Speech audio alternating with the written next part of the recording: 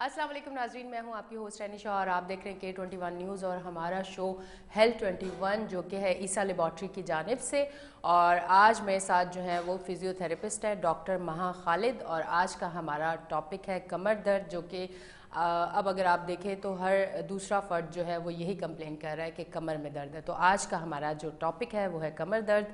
तो अपनी डॉक्टर को हम वेलकम करते हैं। अस्सलाम वालेकुम। वालेकुम अस्सलाम। कैसी हैं? अल्लाह का शुक्र, आप बताइए। बिल्कुल ठीक। अच्छा, सबसे पहला सवाल, कमर का दर्द जो है वो अब अगर बच्चों में भी देखा जाए, आपके पास पेशेंट आते होंगे कि बच्चे भी यही कंप्लेन करते हैं कि कमर में दर्द है। बिल्कुल। तो इस हवाले से बताएं कि एक टाइम ऐसा होता था कि आप या तो आपने ऑपरेट करवाया हुआ या एक एज हो चुकी है या कुछ ऐसा प्रॉब्लम है तब, अब तो बच्चों में भी कमर का दर्द है। तो ये किस वजह से आता है, उसकी वजूहात क्या होती है कमर दर्द की?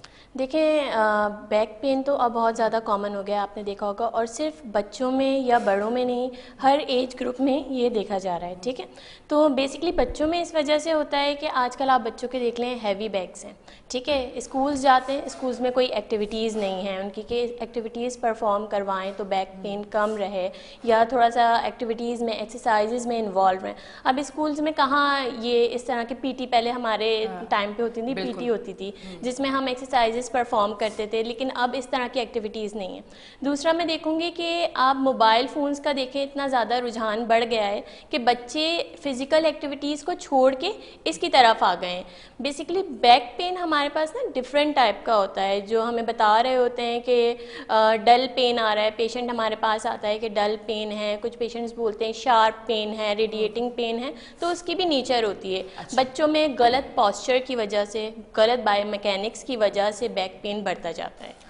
अच्छा जी, मुझे ये बताइएगा, अब तो ये पेन पे बात हुई कि कमर का दर्द, अब मुझे ये बताइएगा कि कुछ कमर के दर्द ऐसे होते हैं कि जो सिर्फ कमर में होते हैं, कुछ पूरी कमर में होते हैं, कुछ निचले हिस्से में होते हैं, कुछ टांगों तक आते हैं, कुछ पैरों तक आते हैं। अब ये थोड़ा सा अलग अलग करके मुझे बताइएगा कि ये क्या मसला होता है। जो कमर में सिर्फ दर्द होता है उसकी क्या वजूहात हो सकती है, जो पैरों तक, टांगों तक जाता है उसकी क्या वजूहात हो सकती है? अच्छा देखिए, ऐसा होता है कि जब कोई बोलता है कि हमें सिर्फ लोकलाइज पेन आ रहा है, कमर में दर्द आ रहा है, तो वो हो सकता है कोई लंबर स्पेज़म की वजह से होता है। अक्सर होता है कि किसी ने कोई वेट लिफ्ट किया, जैसे हमारी फीमेल्स होती हैं कि चीज़ें इधर फर्नीचर इधर उधर करने का उन्हें काफ़ी शौक होता है, तो वो अक्सर बेदिहानी में वेट ऐसे लिफ्ट करती हैं जिसमें उनकी स्पाइन बहुत ज़्यादा बैंड हो जाती है, तो एकदम जर्क्स आता है। कुछ बोलते हैं ना कि डॉक्टर साहब हमने चीज़ उठाई थी, या कोई भी समझे हैवी वेट उठाया था, फिर जैसे ही हम वापस आए सीधे होने लगे तो एक पॉपिंग साउंड सा फील हुआ। तो अक्सर होता है वो मसल्स स्टिफ हो जाते हैं, जैसे होता है पट्ठों का अकड़ जाना। तो जो लंबर स्पेज़म की मैंने बात की वो बेसिकली यही होता है कि कमर के जो पट्ठे होते हैं वो अकड़ जाते हैं। अब वो पेन सिर्फ लोकलाइज होता है।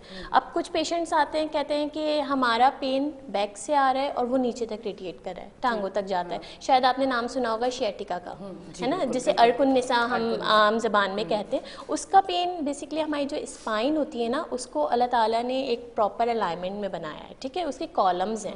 ठीक है, जो निचला हिस्सा होता है कमर का हिस्सा, तो आप अपर साइड भी कहते हो और लोअर साइड भी कहते हो ना। तो अपर जो बैक होती है वो थोरेसिक रीजन होता है, नीचे वाला जो हिस्सा होता है वो लंबर रीजन होता है। उसमें शियाटिक नर्व L4 L5 से जा रही होती है, वो अक्सर होता है कंप्रेस हो जाती है। अच्छा। जब वो नर्व कंप्रेस होती है शियाटिक नर्व, तो पेन नीचे तक, पाँव तक रेडिएट कर रहा होता है, जिसमें पेशेंट कंप्लेन करता है कि मुझे sharp pain, pin and needles वाला पेन आ रहा है, चुभने वाला दर्द आ रहा है। तो फिर हम उसके अकॉर्डिंग ही उनका ट्रीटमेंट लेके चलते हैं। और अगर पेन लोकलाइज है, सिर्फ मसल्स पेन है, तो वो इंशाल्लाह रिलीव हो जाता है। 5 to 7 डेज़ का सेशंस लें या 10 डेज़ का सेशन लें, उसमें रिलीव हो जाता है। बट नर्व पे जब इफेक्ट आता है तो थोड़ा सा वो टाइम डिले होता है, टाइम लेता है, जब शैटिका का पेन आ रहा होता है। तो एग्जैक्टली इसमें आ जाता है। अर्कुन निसा का जो है फिजियोथेरेपी से मतलब 100% इलाज है?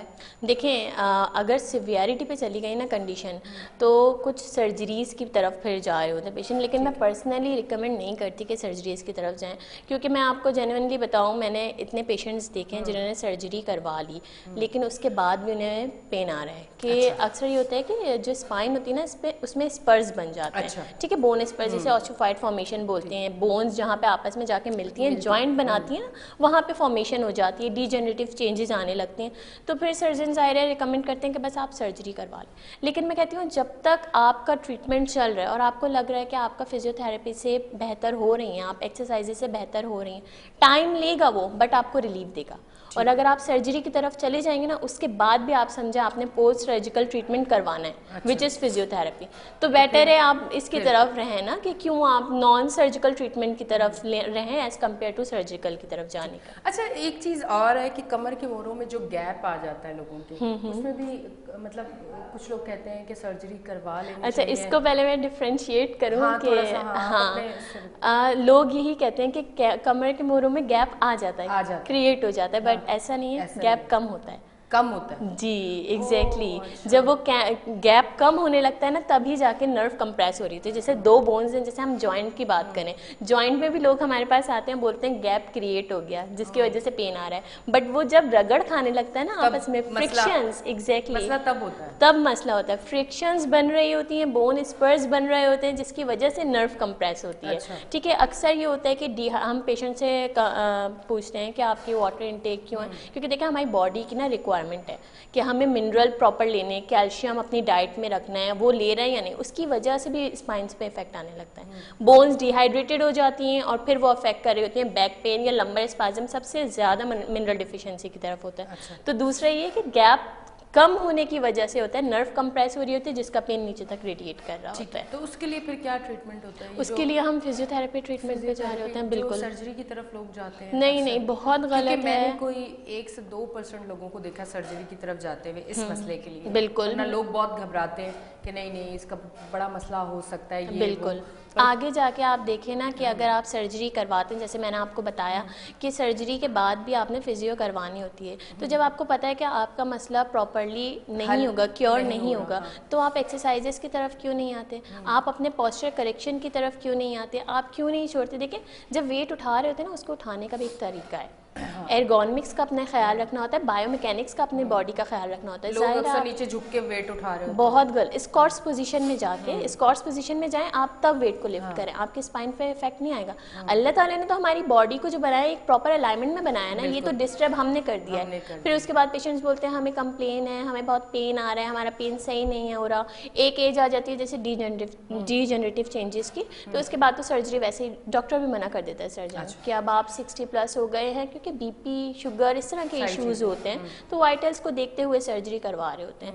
तो जब तक आपको ऐसा ना लगे आप ट्रीटमेंट करवाओ, और अगर आपका ट्रीटमेंट ज़ाहिर हल नहीं हो रहा, फिजियो से भी हल नहीं हो रहा, तो आप सर्जरी की तरफ जाओ। मैं पर्सनली रिकमेंड नहीं करती कि बैक पेन के लिए आपने सर्जरी की तरफ जाना चाहिए। ठीक है। अच्छा, ये जो हम लोग पेंसिल हील पहनते हैं आजकल, या इसको अगर दूसरी तरह ले लें, जो कंफर्टेबल शूज सैंडल्स नहीं होते, मर्द हजरात का भी अगर मैं कहूँ, तो क्या उसकी वजह से भी कमर क्या पेन हो सकता है? उसकी वजह से कौन कौन से मसाइल हो सकते हैं? क्योंकि अमूमन हम फैशन देख के, मर्द हजरात भी, औरतें, अब मैं दोनों का कहूँगी कि हम फैशन के उस पर जो चीज़ हमें अच्छी लगती है हम वो ले लेते हैं, हम ये नहीं देखते कि कंफर्टेबल क्या है, क्योंकि जो कंफर्टेबल होता है हो सकता है वो इतना खूबसूरत नहीं होता। बिल्कुल, हमें वो चीज़ें पसंद है जो अट्रैक्टिव हो, जिसमें ज़्यादा अट्रैक्शन हो। तो अगर आप अच्छा जूता सेलेक्ट नहीं करते तो उस वजह से भी कितने मसाइल आप फेस कर सकते हैं? देखें, उसकी वजह से तो ऑब्वियस है कि पेन आएगा, आपका पेन स्टार्ट होगा। आपने हील वाली शूज़ पहने हैं, तो आप देखें आपका जो पाँव की पोजीशन होगी ना, वो इस तरह वाली होगी,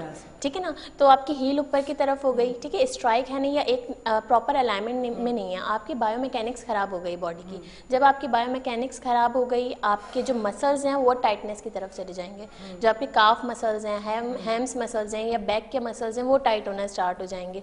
अक्सर वॉकिंग में फिर गेट में प्रॉब्लम आ रही होती है, चलने में प्रॉब्लम आ रही होती है, जिसकी वजह से अक्सर ये होता है ना कि हमें हल्का सा पेन भी आता है, तो हम उसे इग्नोर करने के लिए दूसरी कोई अपनी कंफर्टेबल पोजीशन ले लेते हैं। उस कंफर्टेबल पोजीशन के लिए जो हम पोजीशन चेंज करते हैं, उसमें आता है प्रॉब्लम्स क्रिएट होना स्टार्ट हो जाते हैं हमारे मसल्स पे। मसल्स के बाद जब मसल्स अपनी जगह छोड़ देंगे या लूज हो जाएंगे, वो जॉइंट को छोड़ना स्टार्ट कर देंगे। जब वो जॉइंट पे छोड़ेंगे, तो जॉइंट को छोड़ देंगे, तो ज़ाहिर जॉइंट में भी इशू आएगा, मसल्स में भी इशू आएगा, पेन भी रहेगा, पूरे आपकी समझे फुट से लेके बैक तक की अलाइनमेंट डिस्टर्ब हो जाएगी। और आपको सिर्फ कमर में नहीं, घुटनों में भी दर्द रहेगा, आपकी एंकल में भी पेन रहेगा। तो प्रॉपर शूज़ लेना बहुत ज़रूरी है। हाँ, अगर आप किसी गैदरिंग में जा रहे हो, आप थोड़े टाइम के लिए पहन रहे हो, आप पहन सकते हो, बट आप नॉर्मल रूटीन्स में अगर जॉब करते हो या घर में आप वॉक कर रहे हो तो उसमें आप अपनी कंफर्टेबल शूज़ को ही लेके चलेंगे। ठीक है। अच्छा, ये जो मसल टाइट हो जाते हैं इसकी वजह से भी, क्योंकि बाज़ दफ़ा हमें इतनी तकलीफ होती है और हमें पता नहीं होता कि वजह क्या है, शायद वजह अमूमन यही होती होगी, तो उसके लिए भी फिजियोथेरेपी आप लोग करवाते हो? बिल्कुल बिल्कुल, हर कितने चीज़ दिन के वैसे ये होता है कि कितने सेशन लेने देखें, होते हैं? फिजियोथेरेपी में हमारे पास पेशेंट जब आते हैं तो वो यही सोच के आते हैं बस अब फिजियोथेरेपिस्ट ने हमें हाथ लगा लिया, उन्होंने देख लिया, अब तो हम एक ही सेशन में ठीक हो जाएंगे। तो हमने कोई मैजिक नहीं किया, हमने कोई दवा नहीं दी है आपको। आपने जो मसल्स को इतना बिगाड़ने में टाइम लगाया है उसको हील होने में भी टाइम लगेगा। तो समझे 7 to 10 डेज़ के इनिशियली सेशंस लेने होते हैं। जैसे मैंने आपको बताया स्पैज़म होता है तो वो रिलीज़ हो जाता है, वो ज़्यादा टाइम नहीं लेता, तो वो 7 to 10 डेज़ में रिलीज़ हो जाता है। बट अगर नर्व पे आने लगता है ना तो हमें नर्व स्ट्रेचेस, जैसे अर्कुन-निसा का पेन होता है, अगर पेशेंट आ रहा है हमारे पास, वो 15 to 20 डिग्री तक भी अपने पाँव को लिफ्ट करेगा ना, उसे इतना शदीद पेन होता है। अच्छा। अब रेंज खोलने में टाइम तो लगेगा, हम रेंज खोल देंगे एक साथ, लेकिन वो पेन आपका बहुत सिवियरिटी पे चला जाएगा। इसलिए हम कहते हैं हमें टाइम दें, आप 15 दिन का 20 दिन का हमें टाइम दें। आप चाहे आप घर के लिए हम एक्सरसाइजेस गाइड करते हैं कि ये एक्सरसाइजेस करेंगे इंशाल्लाह बेहतरी की तरफ आ जाएंगे। अच्छा, ठीक है, कुछ कहना चाहेंगे? जी, मैं यही बता रही थी कि अगर आपको सर्जरी से बचना है ना, और ये शियाटिका का पेन या अर्कुन-निसा का पेन आपको ज़्यादा आ रहा है, तो सर्जरी से बचने के लिए आप फिजियोथेरेपी थोड़े टाइम तक करवाओगे, वो हील हो जाएगा, बट टाइम लेगा थोड़ा। ठीक है। अच्छा, अब मुझे ये बताइएगा कि फिजियोथेरेपी अगर कोई आपके पास आके ना करवाना चाहे तो फिर सर्विस भी, होम सर्विस भी आप लोग देते हैं? बिल्कुल बिल्कुल, हमारे ईसा लैब में होम सर्विसेज दी जाती हैं, प्रोवाइड की जाती हैं, जिसमें घर पे जाके, क्योंकि कुछ पेशेंट्स ऐसे होते हैं कि नीज़ के प्रॉब्लम से होते हैं या उन्हें सिवियर बैक पेन इतना ज़्यादा होता है कि वो ट्रैवल नहीं कर सकते, ओपीडी में नहीं आ सकते, तो सिर्फ लैब में नहीं और भी दूसरी जगहों पे भी फिजियोथेरेपी हो रही है जो सर्विसेज प्रोवाइड कर रहे होते हैं। और हमारे तो माशाल्लाह ये पूरा स्टाफ, उन्होंने ओपीडी का स्टाफ हमारा अलग है, उसके बाद होम सर्विसेज का जो स्टाफ है वो अलग है, जो घर पे जाके ट्रीटमेंट दे रहा होता है। अच्छा, ठीक है। अच्छा, अब मुझे ये बताइएगा, जो लोग जो है फिजियोथेरेपी अफोर्ड ना कर सके, ज़्यादा सेशन अगर 7, 8 और 10 हैं, तो उन लोगों के लिए फिर आप आते भी होंगे ऐसे पेशेंट जो आपको कहते होंगे कि हम 2-3 तो कर सकते हैं पर इतना हम अफोर्ड नहीं कर सकते। फिर उनके लिए आप क्या करते हो? उनको बताते हो किस तरह से आपने करना है, उनको आप समझा देते हो, क्या करते हो? बिल्कुल, ऐसे लोग भी तो आते होंगे। बिल्कुल ऐसा होता है। जैसे हमने अपने ईसा लैब में ये किया हुआ है कि हमारे पास असेसमेंट फ्री है। ठीक है, हमारे पास कोई पेशेंट आता है और वो बताता है कि मुझे ऐसे ऐसी कंप्लेन आ रही है, पहले हम उनकी हिस्ट्री ले लेते हैं, उसके बाद असिस्ट करते हैं। अगर उन्हें पॉसिबल नहीं होता या बोलते हैं डॉक्टर साहब हमें इतने दिन का सेशन ले सकते हैं, उसके बाद हमें और जैसे हम नहीं कंटिन्यू कर सकेंगे, बट हमें पता है उनका पेन इतना ज़्यादा सिवियर है कि उन्हें नीड है, तो हम उनके लिए ये करते हैं कि उन्हें एक्सरसाइजेज होम प्लान गाइड कर देते हैं, एक्सरसाइजेज बता देते हैं जो वो खुद से एक्टिवली परफॉर्म करवा सकें।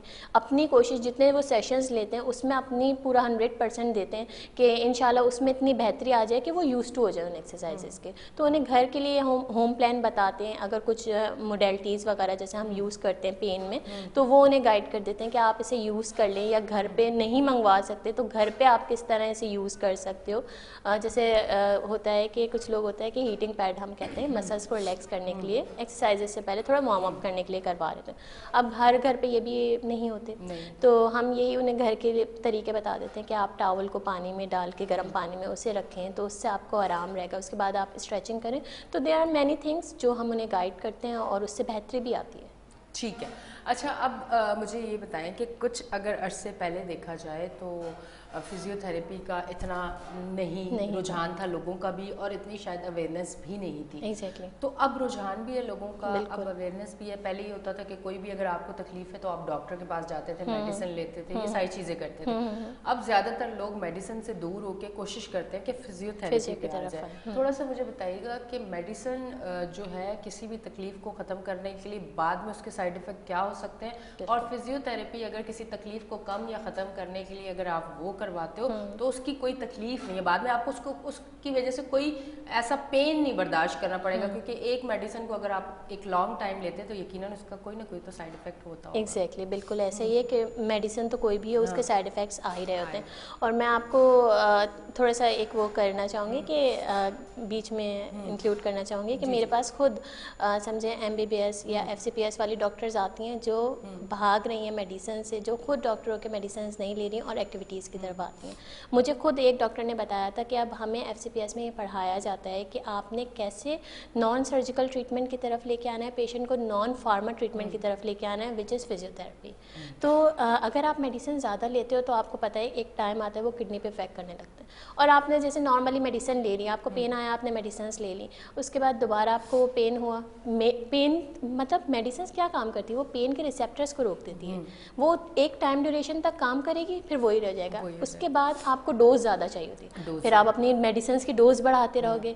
मैं पर्सनली ये कहती हूँ कि देखें फिजियोथेरेपी के कोई नुकसान नहीं है, ठीक है, उल्टा आपको फ़ायदा ही है। अगर आप किसी प्रोफेशनल बंदे से करवा रहे हो ना फिजियोथेरेपी, तो वो आपको फ़ायदा देगी, नुकसान कोई नहीं देगी। एक्सरसाइजेस तो हम कहते ही हैं कि एक्सरसाइजेस, आप फिजियोथेरेपी बेसिकली है क्या, सारा मैनुअल काम है, ठीक है। एक कॉन्सेप्ट बहुत ये बन गया है कि अगर मेडिसिन के थ्रू मोडेलिटीज़ के थ्रू हम जाएंगे, जिसमें टेंस हो गया, हीटिंग पैड हो गया, अल्ट्रासाउंड हो गया, नो डाउट इनके भी इफेक्ट हैं, बट जो सबसे ज़्यादा हम फोकस कर रहे होते हैं वो मैनुअली काम कर रहे होते हैं। फिजियोथेरेपिस्ट का काम क्या होता है, एक्सरसाइजेस की तरफ लेके आना, मोबिलाइजेशन टेक्निक्स यूज़ करना, MFR टेक्निक्स यूज़ करना, तो ये चीज़ें आपके लिए ज़्यादा बेनिफिशियल हैं एज़ कम्पेयर टू मेडिसिन और सर्जरी।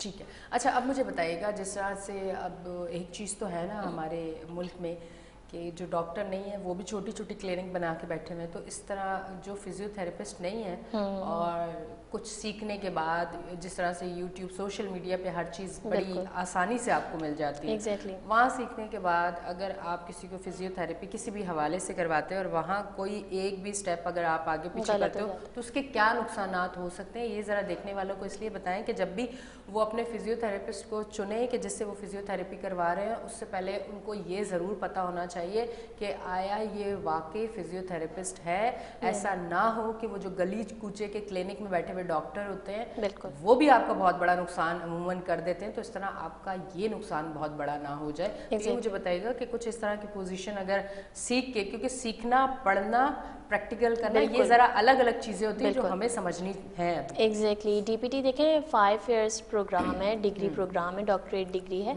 उसके बाद 1 year हाउस जॉब है, ठीक है, तो 6 साल लगते हैं हमें DPT करने में। उसमें मैंने भी खुद ऐसे लोगों से मैं मिली हूँ कि कुछ पेशेंट्स होते हैं जिनसे हम कंसल्ट करते थे और वो बताते थे कि डॉक्टर हमारे पास थेरेपिस्ट आ रहे थे और उन्होंने एक्सरसाइजेस करवाई तो जिसकी वजह से पेन बढ़ गया बहुत ज़्यादा ना, तो पेन बढ़ने की वजह से बेसिकली होता क्या है कि एक्सरसाइजेस जैसे नॉर्मली हम कहते हैं कि हैम्स स्ट्रेच दे रहे होते हैं पेशेंट को, मैं बात करूं तो हैम्स स्ट्रेच में क्या होता है कि हमें एक प्रॉपर अपनी बॉडी की अलाइनमेंट और पेशेंट की पोजीशन कैसे बनानी है ये बाकायदा हम बुक्स में पढ़ते हैं। अच्छा, ठीक है, तो अब कुछ थेरेपिस्ट ऐसे होते हैं, हमारे घर में भी ज़ाहिर है कुछ लोग अफोर्ड नहीं कर पाते तो वो कम में थेरेपिस्ट हायर कर देते हैं कि भाई डेली बेसिस पे आएंगे, ये हमसे कम चार्ज कर रहे हैं, इन्हें बुला लो, लेकिन उसकी वजह से कंडीशन इतनी सिवियर हो जाती है फिर हमारे लिए उसे मैनेज करना मुश्किल होता है। तो मैं कहती हूँ कि देखें जब भी आप थेरेपिस्ट हायर करें ना तो किसी एक अच्छी ऑर्गेनाइजेशन से हायर करें, जैसे डॉक्टर ईसा लेबॉर्ट्री, हमारे पास सारे जितने भी डॉक्टर्स होते हैं वो डिग्री के साथ मौजूद हैं, तो अगर आप कोई थेरेपिस्ट हायर करना चाह रहे हैं तो पहले कंसल्ट करें ऐसी जगह पे कि आया आपके पास कोई, देखें डिग्री तो कोई नहीं देखेगा ना, अगर आप किसी होम विजिट के लिए जा रहे हैं तो आपके पास डिग्री कोई नहीं देखेगा आपने डिग्री कंप्लीट की है या नहीं की है, वो बस ये देखते हैं कि अच्छा थेरेपिस्ट आ रहा है, हमारे पास फिजियोथेरेपिस्ट है, ये ट्रीटमेंट करवाएगा, उसकी वजह से हमारा भी नाम ख़राब हो रहा होता है कि फिजियोथेरेपिस्ट आया था वो ख़राब करके गया है। तो आप पहले अच्छी जगह से फिजियोथेरेपिस्ट हायर करो वरना ऑब्वियस आपको नुकसान होगा। जैसे मैंने आपको कहा फिजियोथेरेपी नुकसान नहीं देगी, लेकिन अगर किसी प्रोफेशनल बंदे से करवाओगे तब। अच्छा, ये बात मैंने इसलिए पूछ लिया क्योंकि मैं एक जिम में कुछ अरसे पहले गई तो जो हमारी जिम में एक्सरसाइज करवाती थी लड़की, तो पहले तो बहुत अच्छी एक्सरसाइज हुई, फिर उसकी शादी हो गई और फिर जो दूसरी लड़की आई ना वो कहीं सीख के आई थी यूट्यूब से, मैंने इसीलिए बात की। ओके। जब उससे एक्सरसाइज और योगा और ये सारी चीज़ें करवाना शुरू की तो मैं तो खैर उस टाइम तक हट चुकी थी। ओके। पर मेरी जो कुछ फ्रेंड्स थी वो कह रही थी कि यार हमारी बॉडी शेप बिल्कुल ख़राब हो चुकी है। तो जब मैंने सोचा कि एक अगर आपको जिम में एक्सरसाइज करवाते हुए प्रॉपर तरीके से एक्सरसाइज या योगा या एरोबिक या जो भी एक्सरसाइज आपको सही नहीं करवाया जाता तो आपकी बॉडी शेप जो है वो ख़राब हो जाता है। तो बिल्कुल। फिर इस तरह अगर आप फिजियोथेरेपी करवा रही हैं और आप बड़े नाजुक सूरत हाल में करती हैं या कमर या घुटने या ऐसी कोई चीज़ अगर वहाँ कुछ ऐसा हो जाए तो वो एक बड़ा मसला बन सकता है। बहुत ज़्यादा मसला, क्योंकि अगर हम बात करते हैं कि जो है हमें तकलीफ़ अपनी दूर करनी है, कहीं हम पैसे दे के वो तकलीफ़ को करीब ना कर लें। एग्जैक्टली। तो इस चीज़ से हम लोगों को बचना है। जाते जाते कोई हमारे देखने वालों को मैसेज देना चाहें? मैं बस यही मैसेज दूंगी कि देखें, एक्सरसाइजेस को आप रूटीन बनाएं, एक्सरसाइजेस को अपने रूटीन में लेके आएँ। कोशिश करें कि अपने पोस्चर का ख्याल रखें, क्योंकि पोस्चर हम अक्सर अपना इतना ख़राब कर लेते हैं जिसकी वजह से बैक पेन हो जाता है। तो अपने पोस्चर का ख्याल रखें। अपने बच्चों को एक्टिविटीज़ की तरफ लेके आएँ एज़ कम्पेयर टू आप उनको मोबाइल्स दे दें अपनी आसानी के लिए। तो कोशिश ये करें कि उन्हें गेम्स की तरफ लेके आएँ। दूसरा ये कि मेल्स भी अपना जो ट्रैवल करते हैं, आजकल हमारे रोड्स इतने ख़राब हैं, तो वो भी थोड़ा इस चीज़ का ख्याल रखें कि अपने आप को एक्सरसाइज में रखें। अगर कंटिन्यूसली बैठ के काम कर रहे हैं तो हर थोड़ी देर बाद गैप ले लें ताकि वो पेन एग्रीवेट ना करे। और बस अपना ख्याल रखें, अपनी डाइट का ख्याल रखें, डाइट में और एक्सरसाइजेस को फॉलो करें। थैंक यू वेरी मच, आप तशरीफ लेके आई। नाज़रीन, आप देख रहे थे K21 पे हेल्थ 21 हमारा शो, जो कि है ईसा लेबॉर्ट्री की जानिब से। अब तक के लिए इतना ही। अपनी होस्ट अनिशा को दें इजाज़त, फिर मिलेंगे। अल्लाह हाफ़िज़।